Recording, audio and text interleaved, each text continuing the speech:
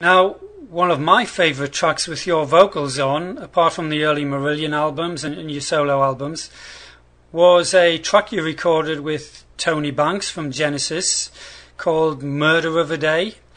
Because in a way it's like a Genesis or a Marillion track in that it's quite lengthy and it tells a story. What was that like to record? I was interested, yeah. It was cool working with Tony. It was really funny. He sent me up this track. He said, I'd like you to do the lyric on this. He says, you're the only person I know that could write a lyric for a 9-minute song and make it work. Oh, that's cool. You must have been pleased about that. Yeah, so it was cool. I mean, Tony's a really nice guy. I mean, I'm in a great position. I'm 50-year-old now, right? And I came in the generation that was listening to it, and it's been brilliant. I mean, I've actually performed with nearly all of the people that I was kind of fans of, right?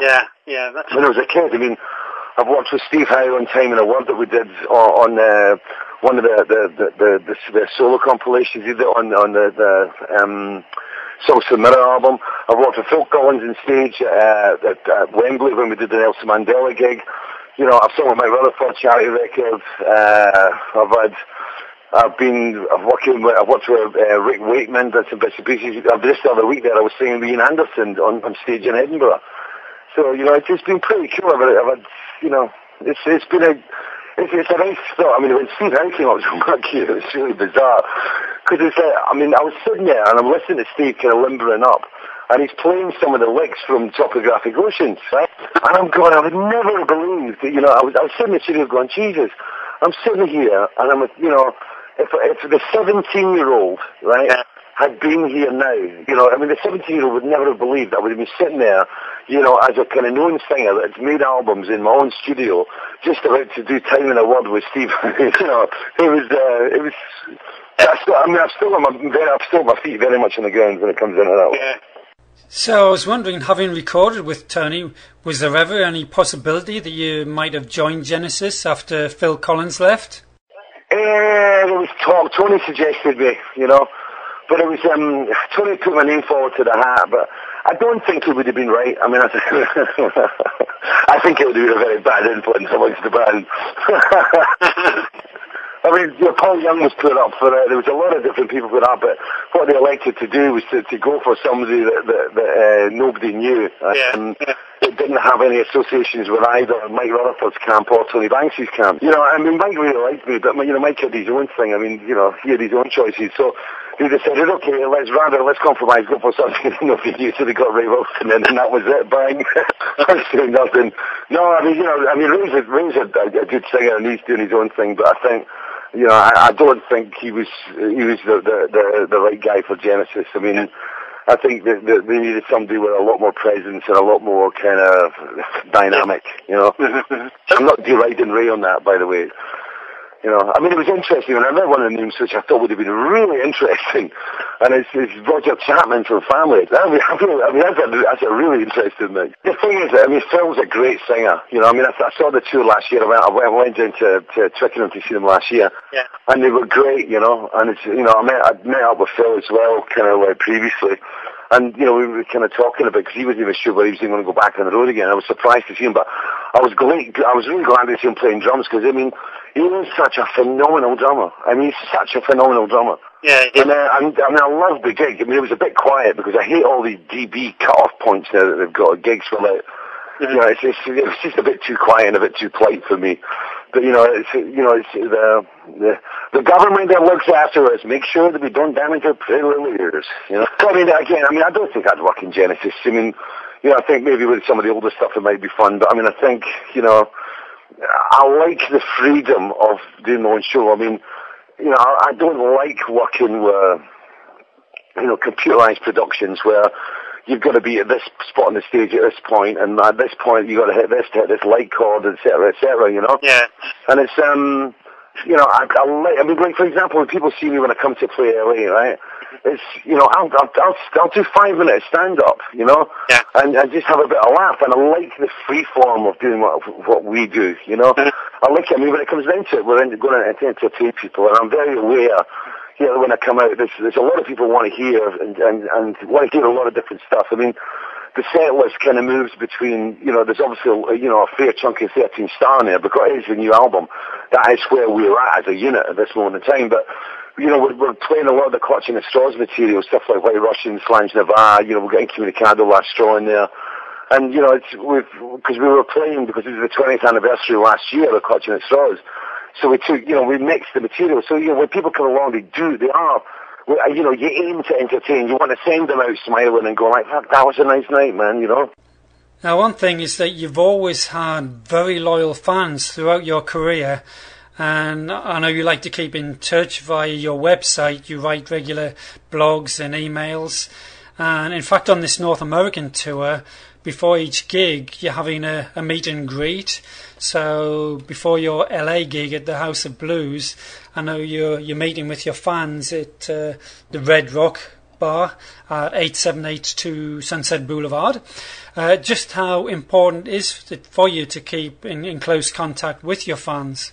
I'm not Sting, and I'm not Bono, and I'm not kind of Paul McCartney or whatever, And it's like, I remember in 1985 when Kayleigh hit, when we had the big single, it was like, one of the things that I hated about it was the distance that started to happen between ourselves and some of the really older fans as well, Mm-hmm. And we were just physically unable to, get close to them. I mean, it was, we were playing big gigs, we were surrounded by, you're always meeting people that you didn't particularly want to meet. But professionally, there were people you had to shake their hands off. And, and the way it worked was, I started to hate the alienation that occurred. I mean, Waters, talked about it in The Wall. Yeah. And it kind of, in some senses, it became very much like that. And I felt there was a wall going around us. And I wasn't enjoying the gigs, and I wasn't enjoying the lifestyle and all the rest of it, which was part of the reason I left. The machine became too big, and these meet and greets, I'm able to do them, so why not? What am I going to do? I mean, there's people have been waiting to see us for 10 years or so, right? Yeah.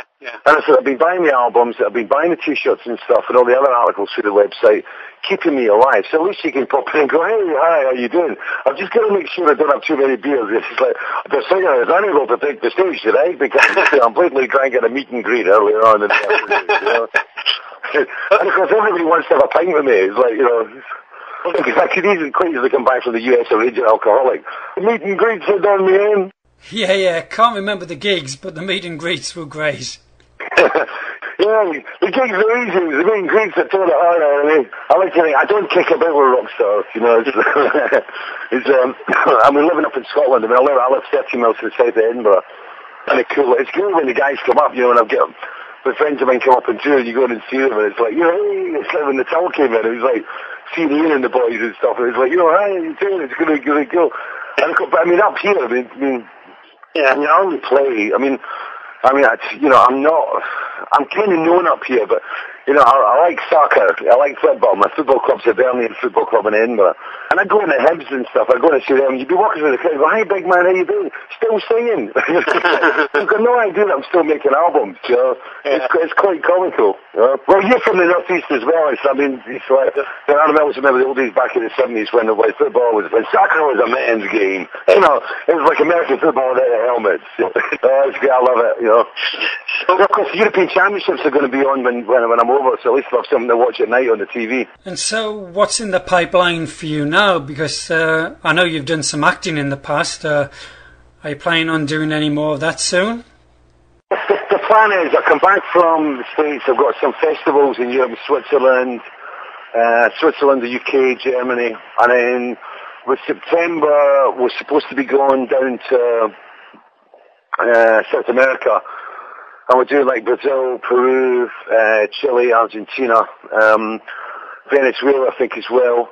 And then we come back from there, then we go into Europe again, and we go France, Italy, Malta, and then we go across to Greece, Bulgaria, we play some Eastern Bloc countries, back into Germany, Belgium. And I've got a UK tour in November, and then December, that's it. That's kind of shut down, depending on what happens. I mean, if something happens in America, then we'll follow that flame, And then it's quite easily see us coming back in the early part of next year. I'm putting, a new back catalogue release together, etc., etc. But on other stuff, next year I really want to get back into the acting. My acting's been left in the back burner for damn near 3 years now. And I mean, the last thing I did was the jacket where it was Adrian Brody and Chris Christopherson, and you know, Jennifer Jason Lee and stuff. But Chris Christopherson, I mean, I just went, that's the perfect life. I mean, Chris comes across and he's working on a movie in Scotland. And while he's over here, he does gigs in Edinburgh, gigs in Belfast, gigs in Glasgow. And I just went, that's the perfect life. It'd be great to be able to do something like that where you can mesh, you know, movie work and your kind of your performance stuff together. It'd be amazing. But I mean, the other thing I've got to do is I've been offered a book deal as well, and I've got to get that together, which is kind of, it's an autobiography that's kind of sewn together with a big long trip that I did to Vietnam on my own at the beginning of this year. Right. And it's kind of like a kind of a Scottish Heart of Darkness, if you know what I mean. Right. So it was just when I went down there on my own, I kind of spent some time with myself for the first time in my life, which was cool. And I've been offered a book deal, so I'm going to be doing 3 months work on that. But if I can do that and get some movie stuff together next year, and look at, you know, once I feel that I'm ready to make an album, I'll go in and make the next album.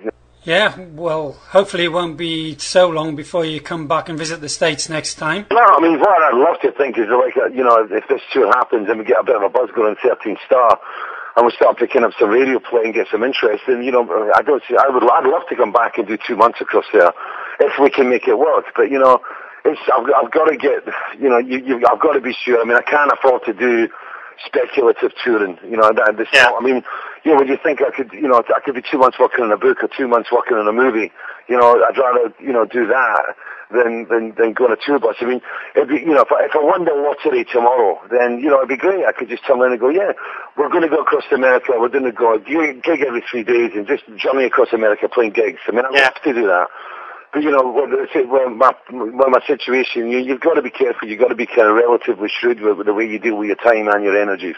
Well, I'd just like to say thank you, Fish. It's been a pleasure, and I'm looking forward to seeing you on the 10th of June in LA at the House of Blues, and hopefully get to speak to you at the meet and greet before then, which is at Red Rock. That'd be really cool. It'd be really cool. 8782 Sunset Boulevard for any other fans that might want to meet you before the gig. Thanks for supporting the show, you know, it's great, you know, it's nice to know your friends out there, you know. Good luck with the album, wish you every success, and have a great tour. See you, bye.